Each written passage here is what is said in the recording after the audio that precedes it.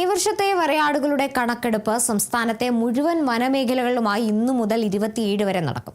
ഇതോടൊപ്പം തമിഴ്നാട്ടിലെ വനമേഖലകളിലും വരയാട് കണക്കെടുപ്പ് നടക്കും. 19 വനം ഡിവിഷനുകളെ 95 ബ്ലോക്കുകളായി തിരിച്ചാണ് ഇത്തവണ കണക്കെടുപ്പ്.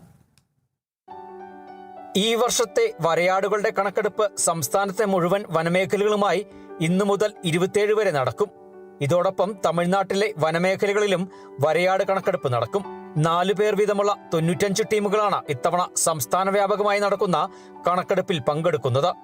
19 വനം ഡിവിഷനുകളെ 95 ബ്ലോക്കുകളായി തിരിച്ചാണ് കണക്കെടുപ്പ്.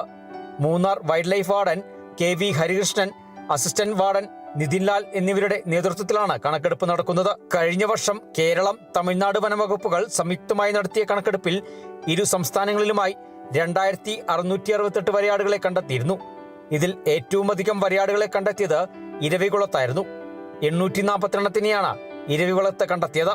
ഇതിൽ 144 പുതുതായി പിറന്ന കുഞ്ഞുങ്ങളായിരുന്നു. കണക്കെടുപ്പുമായി ബന്ധപ്പെട്ട് ഉദ്യോഗസ്ഥർക്ക് ഓൺലൈൻ പരിശീലനം നൽകി. Chief wild life warden Pramod G Krishnan, field director PP Pramod എന്നിവരുടെ നേതൃത്വത്തിലായിരുന്നു പരിശീലനം. Kerala vision news, Idukki.